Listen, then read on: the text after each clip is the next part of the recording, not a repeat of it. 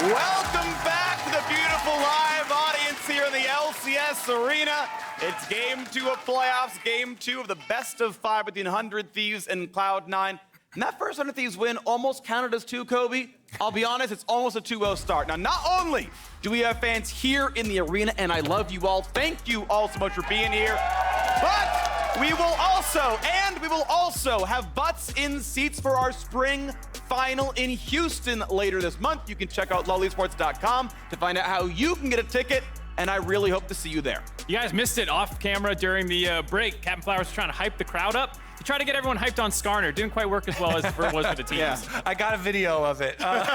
Focusing on Cloud9, though, because in moments like this, you just have to wipe that first game out of your memory. Maybe remember closer will gank top. But aside from that, move on from the first game, focus on the rest of the series and your adaptations. And I know the big magnifying glass is on Summit, dying to so many ganks over and over and over. But also you have to take into consideration, if 100 Thieves are going to throw 3 bans, as well as getting the early pick for counter pick for Ssumday, and throwing all of their jungle pressure, all of their early ganks towards topside, the rest of the map for Cloud9 also has to be able to make them pay on the other side for investing so much towards the top side of the map. So to defend the bad game that Summit just had, that is kind of how he plays the game. We've talked about this before. He led the league in isolated deaths, and he led top laners in just raw deaths over the course of the regular season. He also led the league in solo kills, and so he is a very feast or famine player. And to your point about the rest of Cloud9 stepping up, they should do that. But that is the concern, is that we've only ever really seen one dimension out of Cloud9. They're extremely good at playing through top, but when that fails, we haven't seen another playstyle really come through other than late game team fighting around Berserker. And the concern for sure is, that was now the second game where 100 Thieves has shown we will pick a tank for Ssumday, and we will also get top advantage. Those two should not go together, and this is not a fluke for 100 Thieves. They definitely dominated. Well, we've got a pretty similar draft, everyone.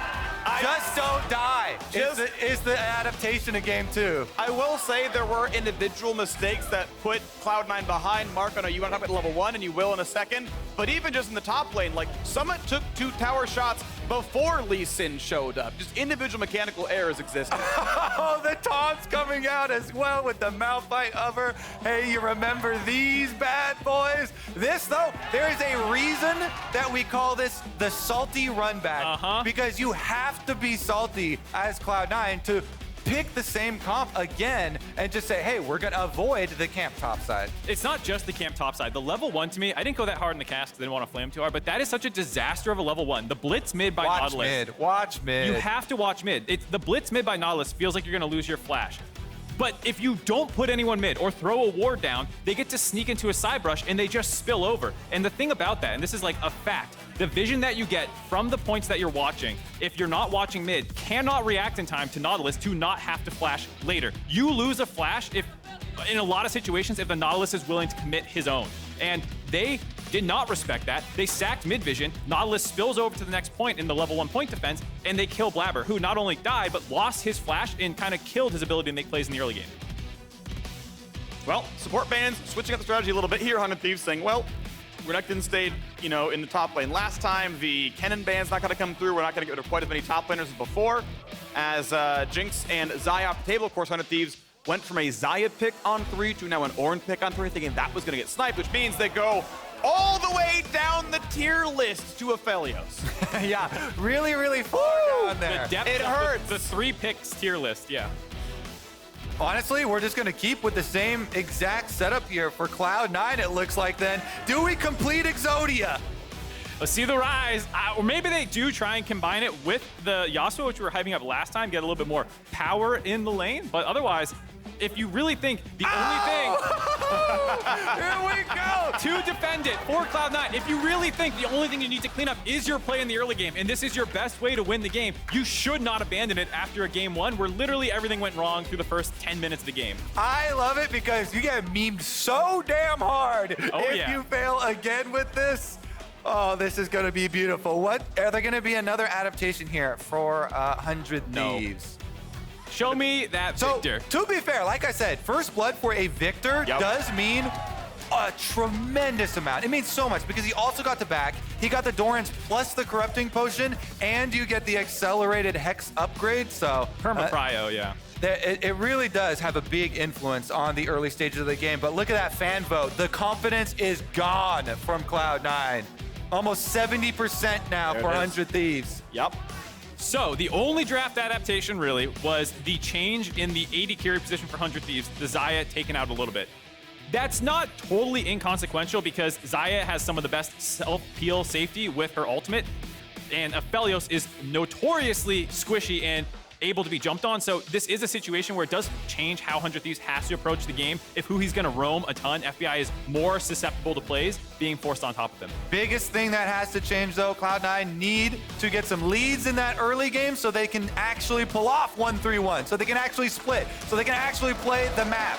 And the clock says that they are meant to. Renekton has priority. Even when he was 0-4, he was still up. Plates, he was up 2 waves of CS. That lane will be winning for Summit. Fudge is not going to be against a first blood Viktor. That lane's going to look a lot better. And even well, then, you don't know that yet. I mean, probably, right? Not against a first blood Viktor. That lane's going to look better the next time. And honestly, it's really hard to outlane the duo that we have down here from the Cloud9 side. You've got Enchanted down there.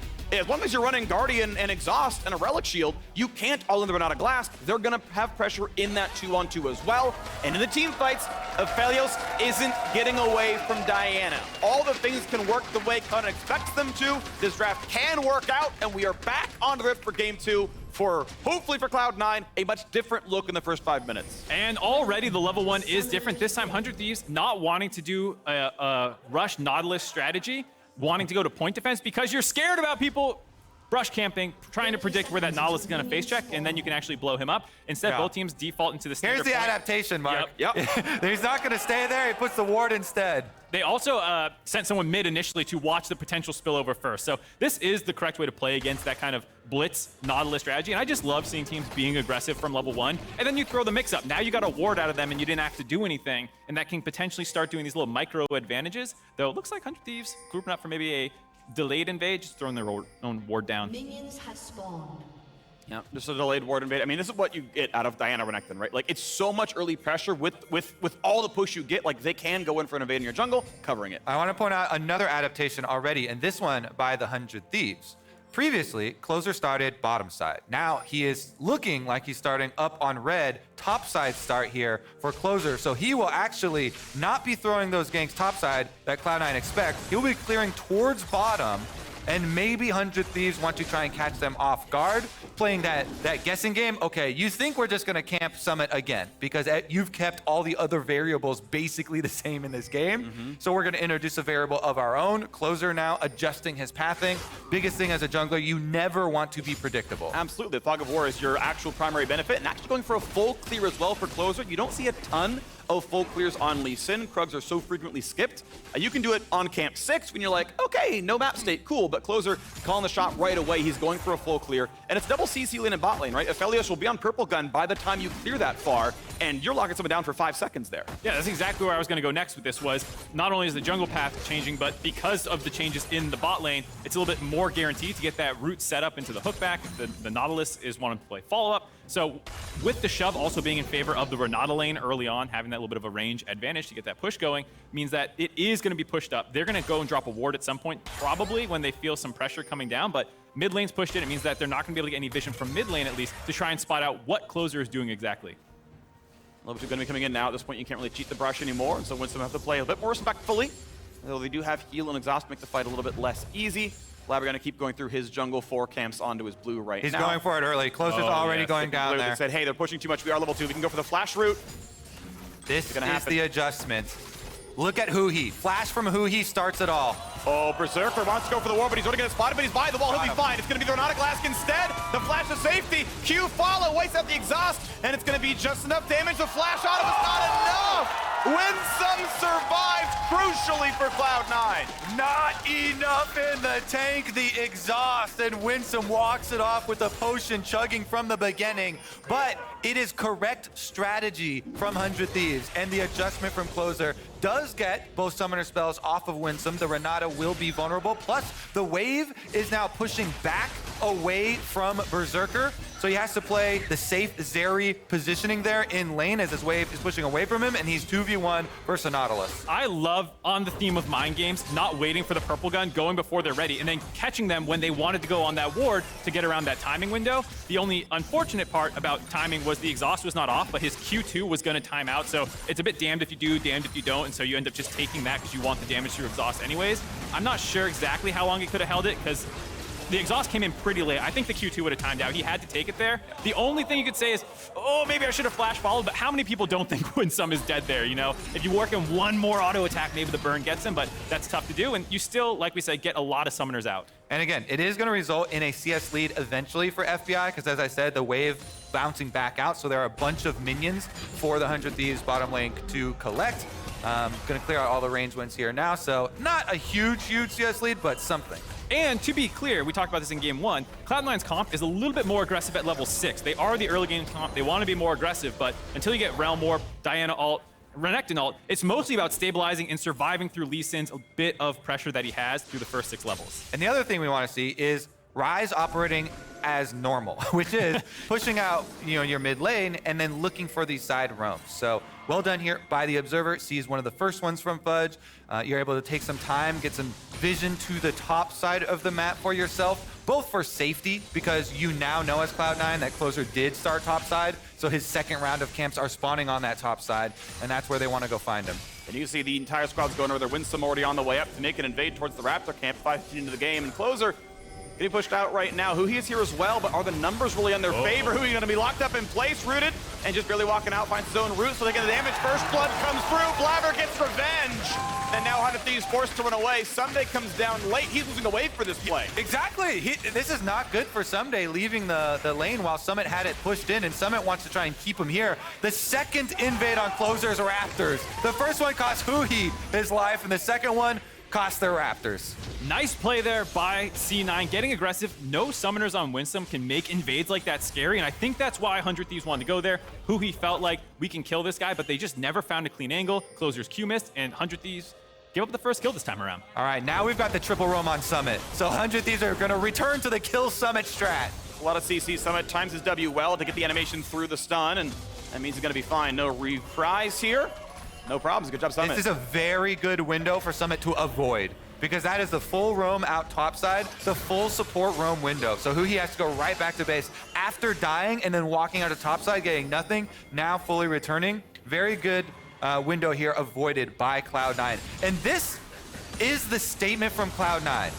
This is what it is supposed to look like. Hey, we draft 2 pushing solo lanes. When you have 2 pushing solo lanes, your support roam recall timer, you get to go invade. And this is the consequence. Huhi actually went for this, so he kind of head first kind of asked for that one right into them as they're going for the engage, and didn't quite have the follow up there. Gravity field attempted to put down, but the damage not in range. Right, Ornn had first moves. The goal is we take this fight, we're 4v3 for 3 seconds. Problem is, it was 2v3 for the first 5, exactly, and he just died. That was a good play, if played a bit slower. And on the point of micro advantages, that snowball of Ssumday moving first meant he wasn't 6 when Summit was 6, and they tried to do that 3-man gank in the top lane, so they were missing some of the CC they could have potentially used. And these little spillover problems that happen can have big problems when one team wants to snowball. Now it's a 1k gold advantage in Cloud9's favor. You miss a roam window there for 100 Thieves. Now the tempo is back in Cloud9's pocket again, and they can choose the next play. 100 Thieves, they do have good scaling, as we mentioned in the first game. It's just that they didn't need it in the first game. So definitely still have some options. Cloud9, though, want to play off of this. And Ssumday kind of bouncing it back here. Blaber, a lane gank. Actually just waiting around for the counter gank here, it looks like. Gonna recall within distance for the possible Closer move. Ooh, timing though, recalls just as Closer shows. He might W in. It's fine. So I do like these kinds of option select recalls or plays by junglers. You want to reset anyways, just run into the lane, hover around while C9 finishes pushing that lane in. It doesn't really cost you any more than a couple of seconds, and it covers such a massive play if you're playing the probabilities of if Closer showed up. Now it's a 3v3. And right now, actually, the recall's coming through from Cloud9, or was about to be, as Berserker wanted his next power spike. Ultimately not going to get the Dragon, though, as Ryze is moving over. See, this is a combination of, hey, I am showing my Ryze moving, but also you don't have vision on Blaber. So he was expecting maybe it is a mid and jungle move. However, Cloud9, because Blaber stays in Fog of War, he can just trade for a topside objective instead, and they have successfully delayed the take of that dragon long enough that they can kind of match these two up. And as this team, you want to kill turrets because you want to split push. Blaber, that is, Cloud9. They want to be able to split push. They want to be able to open up these early gold leads to snowball with. And so they would very gladly trade first Herald here for the pushing power, for the extra early game gold, for that bottom dragon. However, they're giving up some gold as well since FBI with the white gun takes the plate himself. Yeah, but it ends up being, how good is your early pacing versus the fact that 100 Thieves, the timer starts now. From 15 minutes from this point, they're going to have a Dragon Soul if you don't stop them. If the team fight keeps looking good, if the gold remains relatively close, and we look at 25 minutes in, and 100 Thieves are like, you ready to fight the Ornn, buddy? We got 2 out of Aphelios. That's the kind of timer that we start looking at here, where eventually that becomes a difficult thing to play around. And so the game remains really tense, where both teams are kind of getting what they want out of the early game. Yeah, I think this is a much better representation of what Game 1's draft should have looked like. People can sometimes bandwagon very quickly to a draft just being bad if the thing it's supposed to do doesn't happen. You don't get to show the entire reason we drafted Renekton was to play through him a little bit post-6. And now this is the part in the game where neutral objectives are down. Blaber has the Rift Herald. Where do Cloud9 want to try and find this gold? In some sense, you kind of would like to make it bot lane. Zeri is probably one of your best options for gold investment, that or the Ryze. Personally, I definitely prefer mid lane Ryze because then you get to threaten and you can even help this area with your Realm Warp. If you take damage that mid turret, if you even kill the mid turret, then you have so much freedom to roam with. And it is kind of notoriously difficult to take Viktor's turret otherwise if you don't have Rift Heralds towards mid. So knocking that one down can take away some of the safety that Viktor gets to farm up towards that mid game and will allow Fudge to, again, play this Ryze as intended and get some real value out of those roams. Huhi walks up, all he gets out of it is putting a ward down, a full health Renekton, gonna be hard to kill for 2 tanks. They don't bother for it. Cloud9 gets rid of one of the deep wards themselves, and once we get back on the map. Now, 2 of these champions would be spotted, right? They actually know there's several people down to the bottom side of the river, a little bit of vision checking here, and then as Berserker runs through, they know, okay, bot lane's down there. And ultimately, no play for Cloud9, just some wards. I like the adaptation from 100 Thieves this game. They camped top lane because they had such an advantage. This time around, when they haven't had things go well, you heard them talking about the 2v2 for Diana Renekton is terrifying. And so Closer is not trying to make plays around Ssumday at all this game. They are respecting that power from Cloud9. And these moves by huhi is a lot about stabilizing your vision, getting these extra wards that I have, putting them to protect a Ssumday gank from coming in. Speaking of the Diana power, by the way, I just want to point out that he, because of that first blood money, was able to get a very quick proto belt here. So he has advantage over so many individual players here on 100 Thieves. Proto belt for Diana allows you to make plays that you otherwise cannot. It is the big reason why you go proto belt instead of like Rift Maker on this champion, which if you're just DPS checking versus target dummies, has so much survivability and a lot of options there in long fights with Conqueror. But if you have proto belt, the extra dash can both allow you to dodge things like Ornn ultimates or, get in range to get your dash ultimate combination. Yeah, and keep in mind, right, the item doesn't need to stack over time, and it gives flat magic pen. Like, if your goal is let's one-shot Viktor, let's full combo the Aphelios, that is the item for that job. I mean, Cloud9 don't win the team fight where Ornn and Renekton are like, who's got more tank stats? Who's going to DPS more? Well, guess what? It's a really obvious answer. But if you one-shot the Aphelios, that's the win condition. Exactly. Blaber doesn't want to go through Ssumday. He wants to go around Ssumday. Or over, I guess. Yeah? Just flying. Yep. So you can use him as like a little bit of a catapult where you ult onto him, or excuse me, E onto him. Yeah, and then flash over. Now. Yeah. They moved it around on me. The other thing I'll say this game is the bot lane focus is what's interesting me for FBI having a bit of a gold lead. They have now sacked the top side completely. Ssumday down about 20 CS. The positive for 100 Thieves is to get more gold onto him, and he was one of the critical carries for 100 Thieves. Rise to prominence was FBI's development as an individual carry. And while a lot of the more recent resurgence, especially this split, has been about Ssumday Closer, FBI feels like he's going to be critically important in these later game 5v5s, best of 5 series that you get into in playoffs, and someone that you can rely on. For sure. This comp, if you looked at it on paper, then you would immediately think of, okay, the Viktor and the Aphelios, those are obviously the stars. Game number 1, it was Closer. He got warped a little bit. Because of the early plays, but on paper, yeah, it should be so much of the work done by FBI and Abbedagge. Well, the first major items are in. Salute to the fact that Leandries and Gale Force are through for the 100 Thieves primary carries. Everyone else, basically utility. It's a setup for those two, right? There's the 2 big carries in the composition. Blaber doing his best work forward. He's already got himself the stopwatch now as well. Likely gonna go for Zhonya second. which will be a more defensive option. I always like skewing towards damage because one-shotting is the important part. You've got Winsome just to revive you if it ever goes bad. I actually wouldn't mind a like full go for broke style here on the Diana. That said, probably gonna go for the more defensive option, and that's fine. And gonna hedge his bets is now Blaber gonna pull up the Dragon, and with a 1,400 gold lead, Cloud9 looking to fight. Yeah, Cloud9 would love to use a little bit of this power spike with all their ults available, but 100 Thieves are sacking it. It seems like they don't want to contest this. They're fine not forcing 5v5s around Dragon. They just want to keep scaling up because this is a very dangerous window to have taken that fight. Yeah, and if they wanted a team fight, they would definitely need Ornn around for the big Ornn ultimate. But Ssumday, he had a couple seconds still left on his teleport, and walking down, waddling a little bit slower than Renekton was moving as well. Looks like we do have a little quick pause here. We'll figure that out and let you know what's going on. More than just the lanes were freezing for a couple seconds there, so see what that ends up being. Was it just on our side? Was the players noticing it as well? But yeah, I did see a little hitch in both games so far on Rift Herald's, turret plating dropping, it seemed like at 14 minutes. Okay. Or maybe it was the Rift transforming. Both kind of happened at the same time with the Dragon dropping and the Rift plates dropping, so I'm not quite sure which one it was, but maybe that's something the players are seeing as well.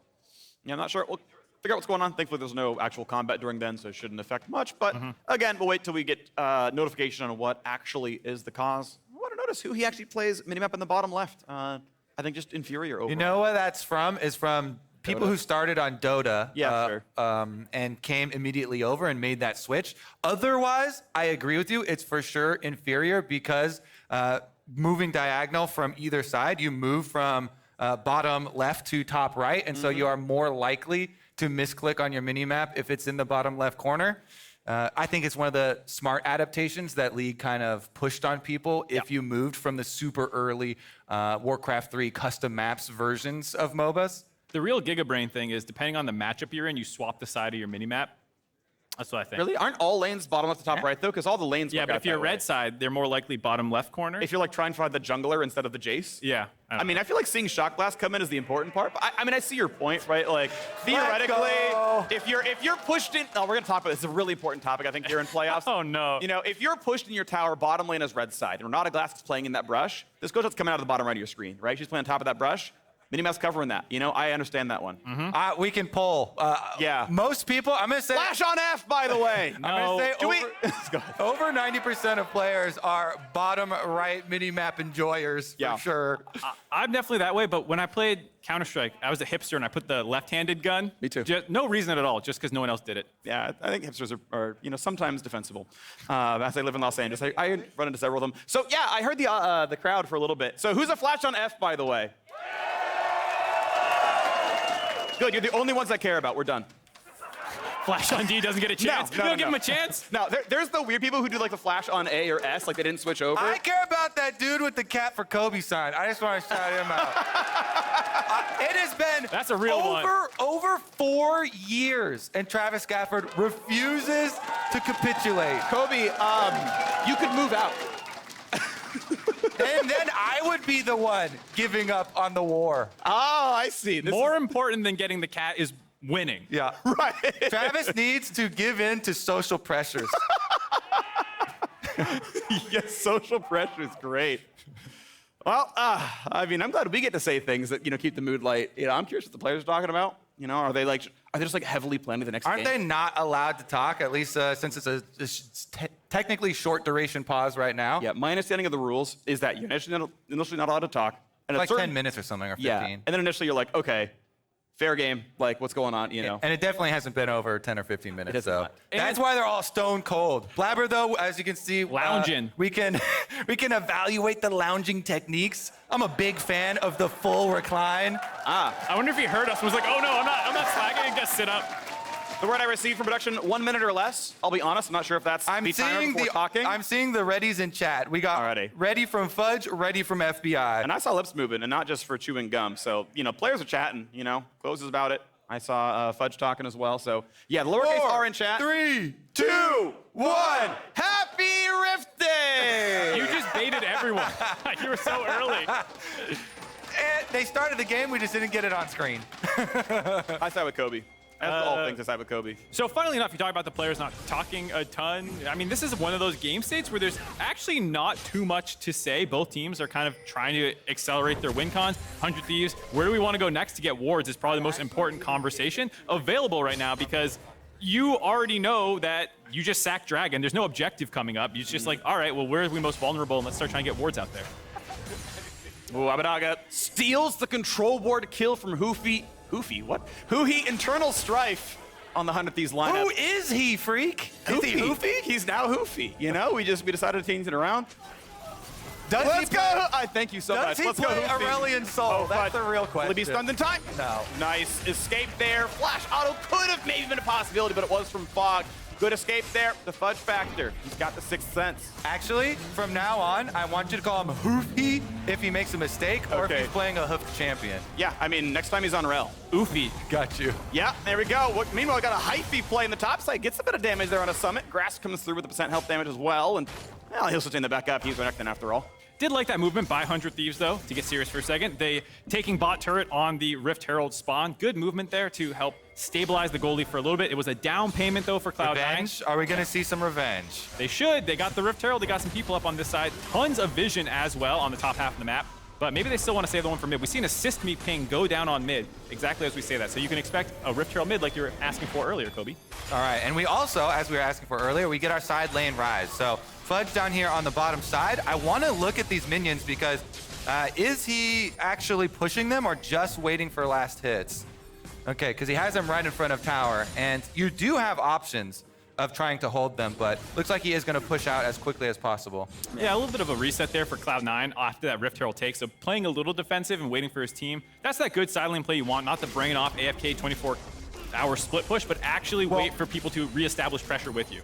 And the thing is, if there's not a point on the map that you do want to focus on, then you can try and play defensive everywhere else and go for a freeze, but 100 Thieves are obviously going to move all 5 members up to pressure the other side of the map. And so Fudge pushes it back out, gets that wave to bounce into bottom turret, and he gets a teleport for it. That is why we see the adjustment. Yep, we still got a ways to go though. So TP, of course, will be down for the Dragon spawn. It'll be down for the Baron spawn if it's to be played for. Want to point out we're on a Bloodthirster build path for FBI. Again, knows he doesn't have the safety tools. He's not a Xayah. He can't fly into the air. Gale Force is often not enough to follow a Diana or get away from a Diana. So, okay, we'll get the shield on top. That'll help me survive. You likely see a lock come through again for huhi, but itemizing in a way to help make sure he's not one shot with the backline access. Definitely feels like the good build to go for, given the lack of utility or protection from the rest of his team comp and the amount of engage available for Cloud9. That is one part of their comp that they have in spades. It won't all just be like straight front to back engage. Renekton wants to flank, Diana wants to flank, like you were saying earlier. You have the Realm Warp to just transport people on top of you. Even the Zeri is extremely mobile, and so there's a high likelihood when you talk about the VIPs of 100 Thieves comp, it's the Viktor and the Aphelios that they're going to be trying to target down with all this engage. Okay, who's president, who's vice president? I feel like I think Abbedagge is president and FBI is vice president. Really? FBI's been there longer. I think he's the incumbent. Oh, true. Okay, well, he's going to be pushing out that mid lane here. Side lanes traded pretty naturally. Viktor going to have to wait for a little bit more safety here, and Fudge is doing what we wanted on Ryze. You know, keeping that pressure, pushing out the minion wave first, and threatening the moves here for Cloud9. Again, though, 43 seconds left on this Dragon, so there is time. Around 30 seconds is crunch time, where you got to get down there if you're going to make the choice to go for that objective. It gives you the time to recall back to base and immediately move out towards the Dragon with some control wards in your pockets. The funny thing is, this is still a game where I'm not, or a moment where I'm not convinced they need to contest the Dragon currently. If you're still waiting for Ornn upgrades and you're only 1k down, as Phreak was talking about last game, that 1k compressing in time means that you actually are catching up with the hidden gold that Ornn will be getting. So they might actually still go for a weak side play. You see them targeting Summit here. FBI on the way over. Summit going to be a little bit pushed around. Slow's going to be available. The flash is not nearly far enough. He burns every cooldown and still drops dead. Niles! No! Oh my God! I love it. The ability and the confidence to go with the self-burn. Oh, yeah. The roast there. He knows his brand.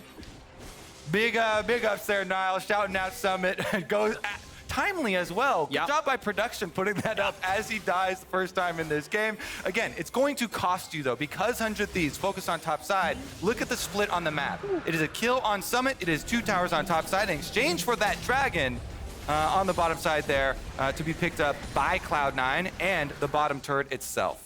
Also, 100 Thieves grabbed the top inner turret as well. So far, the turret trade is a little even. They will get this Rift Herald charge down. Ssumday probably won't be able to defend this one, so still, technically, in terms of turrets, a trade up. But in terms of gold, you'll realize once this drops, it's still actually in 100 Thieves' favor, as well as the fact that they were able to get a lot of that gold onto FBI, who we identified as one of the bombs for this team. The BT completed right there.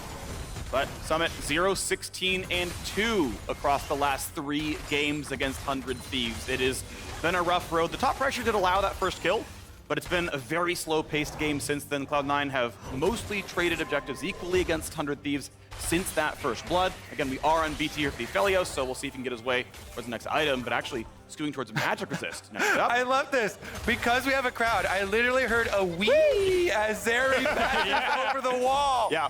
That's me too. That is me too for sure. I'm muting you in Discord every time you play Zeri. I got to shout out whoever did the when someone missed cannon, FBI missed a cannon like 3 games ago. I heard whoever it was like, oh, Every that's my AD kind of carry, person. every AD carry and support player feels that.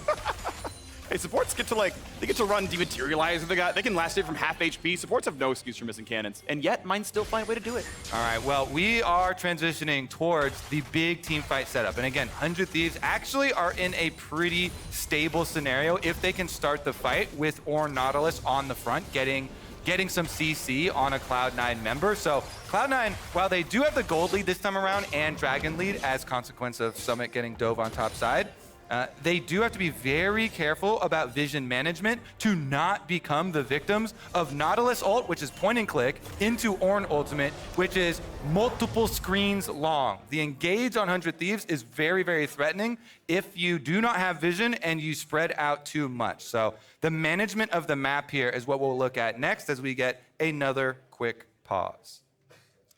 This is a very interesting point in the game, like you said, with it kind of getting to the team fight phase. From here, C9 have not looked like they were able to utilize this 1-3-1 very much at all, aside for getting a CS lead onto Summit. And it's actually been 100 Thieves, who was a team this split criticized for their ability to play side lane, their ability to get leads onto Ssumday when sometimes he was having these pop-off Tryndamere games. 100 Thieves couldn't get any gold into him. But what's funny now is it's C9 who need to make those plays happen, and it feels like 100 Thieves is playing the map better. Yeah, and a lot of it is just, it's interesting to look at these, right? Because obviously there can always be misplays where you miss what the dive could have been, you miss the rotation what could have been, but there are also good plays on the Thieves side where it's like, oh no, we were ready in time to stymie this. So everything starts with huhi here for 100 Thieves. If he gets his Nautilus ultimate onto anyone besides Blaber, because Blaber does have Azonias, then it's an easy follow-up there with the amount of CC they have. And you'll notice that when they're gonna go for it, they will preemptively group up to try and take advantage of their 5-on-5. So Cloud9 pushing out onside first. Summit actually roaming over pretty early there on the Renekton, and you see him even trading with Ssumday a bit in the jungle. Here goes coming through it again, though. Still not yet to lock it here for who he needs the combined cost at this point in time with the Kindle Gem and the Aegis. Berserker left alone to farm out in the middle lane. Pretty standard stuff to get your AD carry there. It's very safe. It's honestly very hard to gank those champions, so just on 2 items, chilling. Hex Drinker is in for FBI, so again, very much a defensive skew on the itemization. You always could have gone for, a Phantom Dancer, Lord Dominic's, anything like that, and just go for big damage and IE third, but he's, again, trying to play around the Diana condition and says, look, as long as I don't get one shot, we got an Ornn Nautilus, like teamfight's gonna be fine no matter what, so I think it's an intelligent adaptation based on the win conditions in a teamfight for Cloud9. We'll see what those fights look like if they happen, though. Again, the Ryze here, hard committing, top side push going pretty well for Fudge. He can get that one up to the tower before the rotation of the slower moving 100 Thieves gets there. One melee will be dropped before Abbedagge can go pick up all that money. And while you have this kind of rotation from 100 Thieves, okay, top lane relents, guess what? Bottom lane picks up. Renekton gets pushed out even further. So they are enacting their 1-3-1 in a little bit of a swing here because they can't really control any of the deeper avenues for rotation between objectives on 100 Thieves right now because the lead is not big enough. So you have to be cautious when you're doing this. The lead not being big enough is the problem. This is nice map movements by Cloud9 in terms of allocating resources of farm, but a couple hundred gold more in your pocket is not what this team needs. It needs to actually find kills in these side lanes, blow people up, actually expand this gold lead from this 1K to 1.5K it's been bouncing between for effectively the last 10 minutes. And the way they're going to do that is pushing out first on the sides to split up 100 Thieves and then make use of all this mobility. Zeri and Ryze, big advantages in mobility over their counterparts on 100 Thieves. So really, really big transitions is what Cloud9 wants between these lanes to see Realm Warp or Zeri jumping through the wall and the crowd shouting "we." Yeah. And we are going to see ourselves in a team fight. Already top lane wave was dropped. Abbedagge gonna stay down here with the team. Ssumday gonna stay down here with the team. Upgrades the Gale Force, and we've got a 5-on-5 brewing right now. Summit gonna be spotted though. Engage comes in. Not a kill yet on a huhi. Berserker on a 3.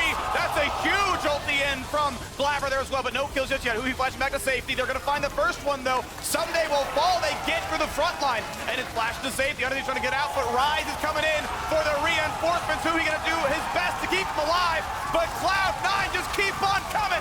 Abbedagge goes in for one, but just the one. Tries to trade back, does take down Blaber. Abbedagge, after all his team is dead, stops two. Still a huge pick from Cloud9, and you notice the timing of that engage. Whoa. It was only possible because they did it when Abbedagge was still on the side. He was not there. Cloud9 strike as 100 Thieves are separated. What we've been looking for, even this first 2 games, this whole series for Cloud9, they pull it off and they get Dragon number 3, Soul Point acquired. That is the true prize at the end of that fight. The kills went back and forth a little bit, gold a little bit more in Cloud9's pocket, but with this, they actually have a way to potentially win team fights. With all the extra resist and shielding that comes in, they have double tank side lane technically. It is a bruiser in the Renekton, the Ryze builds a lot of resist, so they have a lot of ways to do it. And again, look at the mini-map. This is why we keep emphasizing the split first. It's a slower rotation for Abba. Ssumday here walks away from him as they get the big engage. Zhonya's from Fudge dodges a bunch. Then Blaber with his Zhonya's as well. Huge chunks onto the 4 members of Cloud9, while Summit kind of keeps out Viktor from joining that fight. Yeah, that's actually the critical thing. He made it in time, but Summit, oh, hold on, we got a race going down. Yeah, you had your rocket flips with replay, and now the attempt at the Baron right now. The front line holding well, though, and as long as the battle lines look good, getting in is hard for Cloud9. You can see they're unwilling to go at this one, even though Baron's in the fight. Only one target for Blaber's engage. A 4-man knockup, but the Berserk turns in one. One death. Does 100 Thieves get out? Do they have plans to leave? Is the 5v4 enough? Aphelios is untouched. You don't need a Nautilus, you need a front line. An FBI jumps in on a Berserker, and guess what? Aphelios makes it happen. He can run, he can skate away, he can wee his way out. But right now, 100 Thieves win the fight and claim the Baron. 100 Thieves never say die off the reset, rushing down Baron. Now they can push inside. The mid tower finally drops and they take down the last outer. Gold lead gonna go in 100 Thieves' favor off the back of that critical Baron call coming out of the replay, catching Cloud9 in a reset after the Dragon just a little too slow. And like you were talking about, that zone control was so difficult for C9 to find their way in. They got so chunked out. As you're gonna see here, a very nice ultimate by Abbedagge, understanding it's much more important for me to chunk them coming in than to keep DPSing the Baron. I'm the biggest threat in zone control. And when he gets them all low, FBI is gonna pop off with his ultimate in this fight. Yeah, Gandalf over here. You shall not pass through this corridor into Baron. Look how much damage that Chaos Storm does. The Gravity Well delayed them. The Ornn ultimate threw everybody. And even though the Berserk does land on them, Closer barely finishes off that Baron in time before, and then Cloud9 chasing really deep in here. Aphelios ultimate and Summit here goes in with very low HP, dies right on the front line. And that's going to be a gold lead. 100 Thieves just narrowly in the advantage. Yes, they've lost the first few Dragons. Some good plays by Cloud9. Mountain Soul Point always going to be relevant here, and Ssumday gets the, or Summit, I should say, gets the gold back for a moment. But the timer is that 2.5 minutes. Red Bull Baron power play, 2,600 gold. This will time out before the play for Dragon. And a Mountain Soul switches this game back over, so a good smite or a good fight, either one's going to work well for Cloud9. We'll see how Cloud9 tries to stabilize from here. Very unimportant, but this was upgraded first, so officially FBI is the president. Yeah, you got that one a couple levels ago. Yeah, I mean, it's going to be a big push on bottom side here with a Baron, 400 Thieves. I don't think Cloud9 can clear enough, but the flank comes through, Summit! Summit find it, close with order there to mark him though, and if it's ever scary, just kicks him and he's going to be fine. Ssumday holds the front line normally. Abbedagge holds the cooldowns and there's no way in. A nice try. The TP burned, but nothing to be found for Summit. Nice opportunity there for Summit, but Closer marked him too well, burns the ultimate, and from here, 100 Thieves know there's no fight coming. If Summit does not have his ultimate, they're going to be safe to take this turret. The question is, how much further do they want to try and push this advantage? Do they actually want to try and go for bot in him, which would be huge with the Dragon coming up in a minute and a half? Got enough time, right? 30 seconds of the buff, then a reset. It'll put you on the map exactly perfectly to make that play for Dragons. They can play the entire buff, but it looks like as this wave drops down, there's no more Baron waves to play. Spend your last few seconds getting the red buff, getting a ward or two down. Try to get the safe recalls. Ornn already on the way out. And this is the problem for Cloud9. It's difficult for them to fight this front to back through 100 Thieves, but there is a concentrated area on the map that you have to go to be able to get this objective. Unless they're going to count on some sort of risky steal or something like that, you want to try and preemptively push out your sides to set it up and get the map in your advantage first. Vision advantage in River acquired here for Cloud9 well in advance, 50 seconds before the spawn of Drake. They are able to get their vision out, but can they protect it from here? 45 seconds for the side of 100 Thieves to establish their battle line, start pushing into this vision, and Cloud9, finding flanks is going to be the most important thing, or finding ways to keep people away from the fight. What Summit did in the last fight was not super flashy, but keeping Abbedagge in a 1v1 against him instead of doing that massive AoE like we saw later is still something that's going to be huge for them. And that was an advantage acquired by Cloud9 splitting the map so that Abbe could not start the fight with the team and had to transition over through other members. But this time around, they get to start as a team, the full 5-on-5, grouped up, both carries in the back. This is what I was worried about. It's so hard to stop an Ornn from walking in and clearing your vision. Cloud9 give that up completely and look to enter in through the bot part of River for this 5v5, but it's relatively front to back. All 5 members of Cloud9 grouped up right here. Huhi spots it, sees all the engaged tools, and they know where Summit is, and it was TP is down. Fudge has burned his now as well, so the flanks aren't going to be there outside of Realm Warp, and it's time for the Viktor poke to try to get something done. Blaber still towards the front. Will he find a good target there? Aphelios has every cooldown available. Zap's not going to land. From the Zeri, there's the Realm Warp flank. They got Summit in there, but he gets just deleted. Frenzy comes across, hits a bunch of them. The zone is going to look pretty good. Decent damage out of Blaber, but it's not going to be enough. Gets the heal, gets out closer, tries to stay alive. But Berserker's on the flank. Berserker trying to carry the team, but it's a 5 versus 3. Is it going to be enough? There comes the fight. Can it be a steal? Blaber wants it, and it's going to go over to FBI. Claims the Dragon. Triple knockup. Team fight continues. Can Cloud9 get anything done? Out of the backline, Berserker finds one. They get a second, and Berserker keeps going. Fudge keeps going. What a team fight for Cloud9. And he gets bailed out. Berserker goes down for a split second, but he gets bailed out by Renata. Cloud9 get it, and they're going to push through the base. Absolutely monstrous team fight for Berserker. We are hyping him up as the late game insurance policy for Cloud9 all season long. He had his eyes on one person, Closer. He was taking him down. He made sure to take down the jungler, and their rewards are going to be Nexus turrets as well. Closer's backup. He was killed first because that was Berserker's first target. What can he do? Root comes in, kicked around, got a GA, now into the turret, but the respawn's coming through as well for Huhi. Do they have enough in enough time? 3 seconds out of Aphelios. They land the Q, but Lee Sin's dropped already. They trade one back. The Renata Glasc took a turret shot and fell. Next to turret number 2 will drop. Fudge will be CC. They should get 2 back. Kill on the board for FBI. And now is there more? A teleport comes in. Ssumday here as well with Abbedagge. The target is Berserker. It's gotta be. Jukes away, can't survive. Summit still cannot get a kill on the board. 0, 5, and 0. The reverse ace, and it's time for game 2. Now, do they have the time? 20 to 40 seconds per revive, but the waves are nowhere close. They say a wave's in top lane. They'll go through the top side. 10 seconds on Blaber and Winsome. This is going to be very risky to try and go all the way from here. I think they are... This should probably be just the inhibitor and going for Baron, because the respawn timers will come in if you get caught up at the Nexus turrets. Inhibitor going to go down. They're playing up. They're playing up against the inhib, meaning they might want to play forward. Baron. Go Baron instead. Okay. They pull back instead. Out they go. Please, I don't want to ping pong between Nexuses. Why? It's so fun. It is. No, this is absolutely the right call for 100 Thieves, especially given we've talked about all game long the scaling advantage. Don't flip it. C9 in that position. How many more team fights is Berserker going to hard carry you? I understand that. But they for can 100 Thieves, TP. They can contest. Cloud9 have TP on Summit. He's the last one alive. He can TP. They're pinging the ward in the base, though. Yeah, he's going to keep it in the game.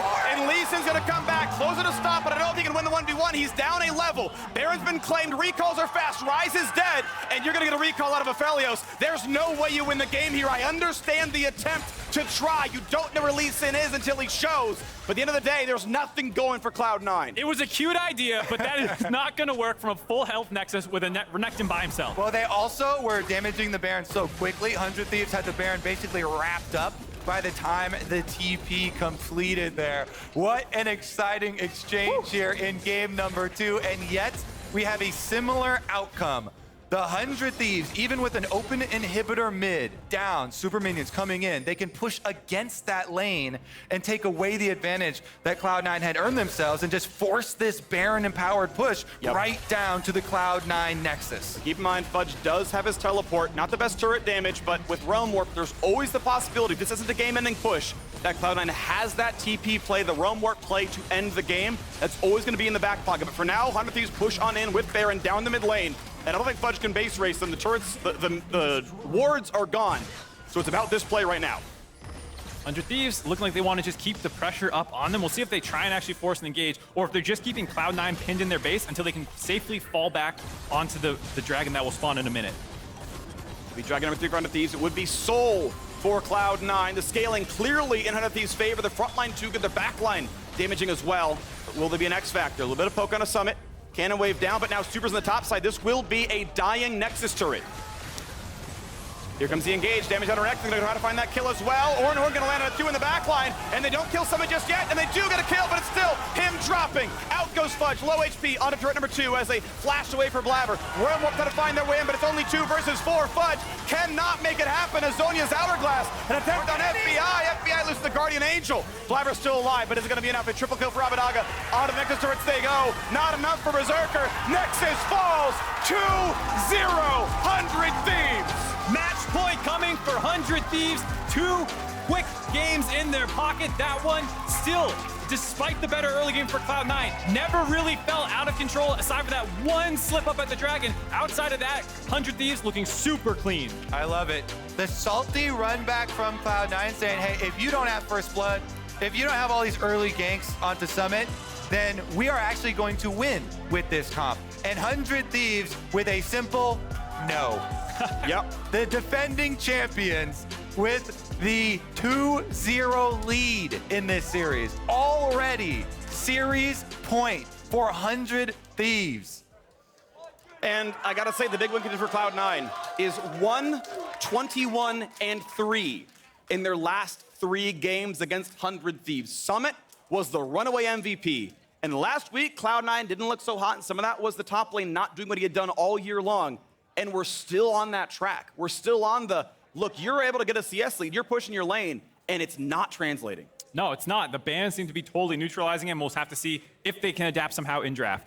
Well, it's going to be fun. We've got more games to play. Of course, our defending champions continue to dominate. We're breaking down that last win in the State Farm Analyst Desk.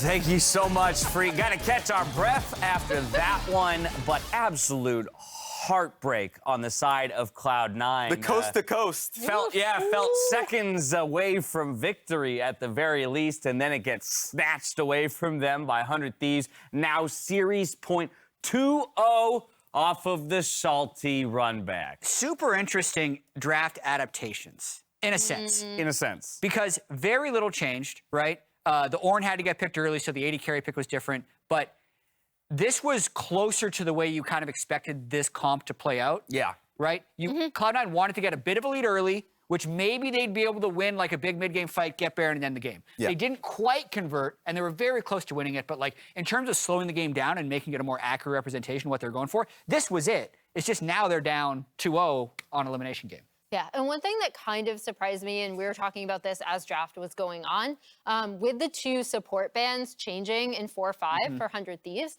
this was a really interesting angle where they could have put the Renekton mid and maybe considered something like a Camille top or you know, something else that has like a lot of split push pressure to kind of ensure that they'd be able to snowball this composition and then use that side lane pressure against what 100 Thieves want to do with 5v5 fights. Yeah, we've kind of been theorizing this entire time about whether or not the original intention was to try and get that Renekton into the mid lane. All of that said, though, Raz, 2 times now, Renekton in Summit's hands, and you heard Phreak talking about it just before he threw it to us. What this man accomplished all split long has not been coming to fruition here on the stage today. It's turning into a flop, if not already. It's really tough. And talking about the draft and what it's supposed to look like, it's kind of supposed to look like, hey, we get that 1K gold advantage. They can't touch us at Rift Herald and everything. But then 100 Thieves comp just comes online. Yeah. They're able to get Baron. They're able to like cut off. I think Abbedagge had an incredible Viktor game here and how he a lot of the time made it tough for C9 to actually walk into them. And FBI's Aphelios is so good. And also, 100 Thieves is understanding what to do with the right Aphelios guns. They had red-white. They just lost a team fight. No, go to Baron. That's the moment. Because they were actually up against Soul Point at that moment in time. And then this fight is where you get to see the uselessness of Renekton and the power of Berserker, right? The Renekton actually didn't do anything, but watch Berserker in this fight nearly winning the game for them. I feel for Berserker right now because throughout this game, it looked like he was trying to stuff the entirety of the team into his backpack and just didn't have enough space. And when I was talking about why I actually had initially predicted C9 in this matchup, not looking great, by the way. You or me. It was this Berserker that I was thinking of, right? Like the way the team fight works. The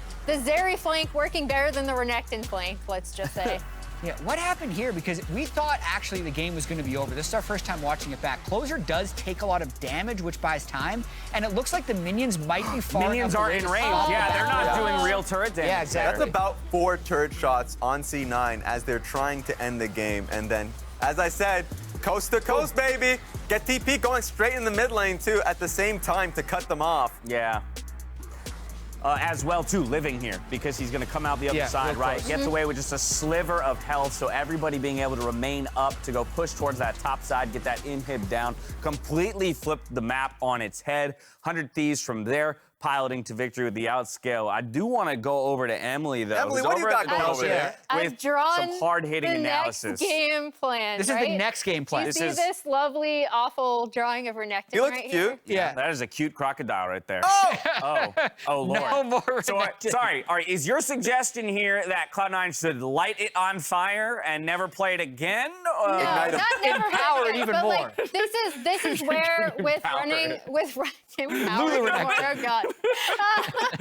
With how this team comp has worked, this is kind of the better version of it. Flaming crocodile. It still didn't work out. Yeah. I would have, and I know I keep harping on this, but I would have liked to see that mid pick, see how it would have been playing through jungle mid. But if they're not going to do that, I want to see a different team composition. I want to see pivoting away from the Renekton. Yeah, what is Summit's KDA in the last 3 games? He We're- was 0-8, Yep. 0-7, He was 0-8-2. and then I think he was like 1-7-1 here. Yeah. Not That's pretty good. bad. That's like one of the worst possible 3-game stretches like a pro player's had. Yeah.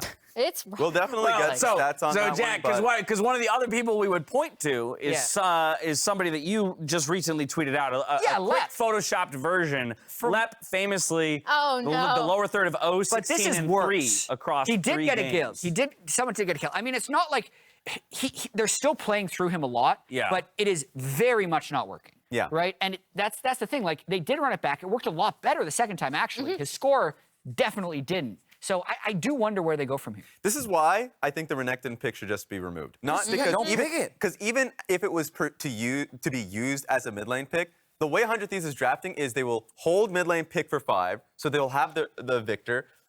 Compositionally, you're as a Renekton running into Aphelios, Viktor, Nautilus, you're gonna get kited back. Like in a front to back fight, you are useless. If you can come at a different angle, makes it a lot more interesting for them. And that was a pretty good rift to do it on, but it's just not working.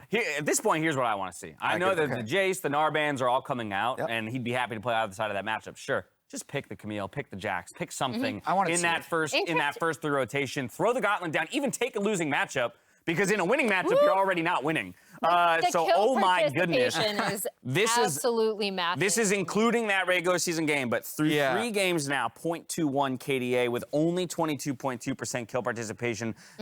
Those numbers need to increase significantly if Cloud9 wants a shot at reverse sweeping this series. It's funny you brought up the Jax. I actually wanted, because I know he plays Camille, but I couldn't remember him playing Jax. He has not played it in his professional career. Really? To Wikipedia, yeah. I Okay. just looked it up. Well, hey, no better time than now when your back is against the wall, just to bring out the curveball.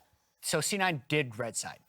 I'll wait for Yeah. confirmation on I that. Yeah, just- red they side, typed yes. in the Yeah, prompt, red side, no which substitutions here. They kind of have to, and that was what was interesting to me about this at the start of the day. Like, 100 Thieves only played 3 blue side the whole split. Yeah. Because, like, we haven't tracked it that much because it's just regular season games, but there were red side teams and there were blue side teams. So the reason 100 Thieves gets it so much is teams get to pick half of their games. Yes. 100 Thieves was always selecting red, but the teams they were playing against were also selecting Yep. blue. So they've had, at this point, like 16 straight red side games. So now the draft dynamics definitely change. If Summit does have a counter pick, they can guarantee it on number 5. Well, but that is going to, we're looking ahead, but that's going to call into question Cloud9's approach to this series if they've elected, because they selected blue side game 1 and 2. If those are their It's losses. also comfortable to them. That's true. It is comfortable to them, but if they didn't properly identify that 100 Thieves, should be attacked essentially from the get-go by putting them onto blue, that could be something that they look back on, reflect on rather, if they look at the series. I always feel like when it comes to, and Jack, you could have that, you probably have the same experience. Sure. During the regular season, you go on blue side because it's something you practice consistently, right? It's a best of 1 format, so you try to go for the game plan that you kind of set yourself on. Then you go into best of 5s, everything is different. Not only is it, you know completely who you're going up against, but then as the series goes on, you need the counter pick for either bot lane, top lane, and so it makes sense that Cloud9 is changing based off of what they're seeing today. And I do want people to look at bot lane because thus far we've seen the Zeri and then the Nautilus counterpick. So I actually think in addition to top, this is going to change the bot side dynamic as well. Well, with the teams flipping sides, we for sure know that we're going to get something a little different here in game number 3. While 100 Thieves rather look to send Cloud9 to the lower bracket and close out the series, huhi's doing what he can to win Kobe's foodie heart in this Grubhub Taste of Local. So how do you even fit time to eat into your busy schedule? I mean, the easiest way is to deliver food. Let's get down to it. What do you eat after a loss? I think like something like a burger, just because like okay. it's really heavy, and when I eat it, like it tastes really good, but I feel like I'm like guilty. What is so special about this particular burger that we're getting? They use Wagyu beef. All right, good choice. And I actually really like their fries too. I have a rating system, but I rate the person's taste. Travis actually has a really good rating, but like Rivington was terrible. So what's mine right now? This is good. Yeah, This yours is is good? good. Okay, Yours is okay. good. Higher than Rivington, right? Your first one's definitely higher than Riv. You got like 4.5 stars on your first one.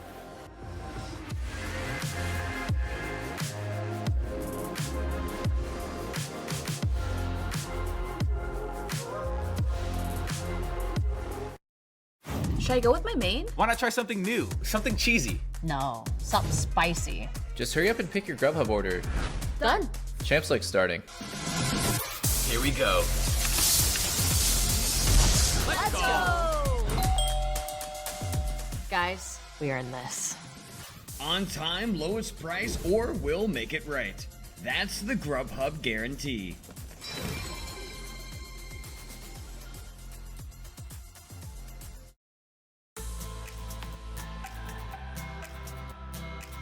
We're resetting for another Assist of the Week presented by State Farm.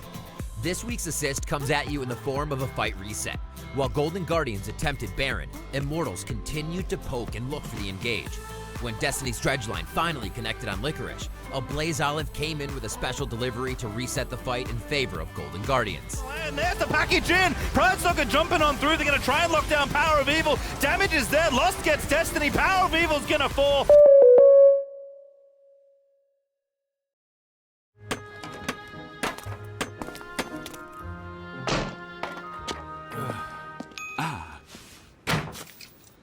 Red Bull gives you wings.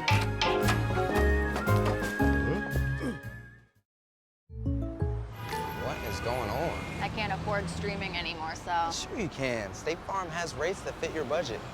Oh, good. Because some true crime would be nice. Like a good neighbor, State Farm is there. Call or click to get a quote today.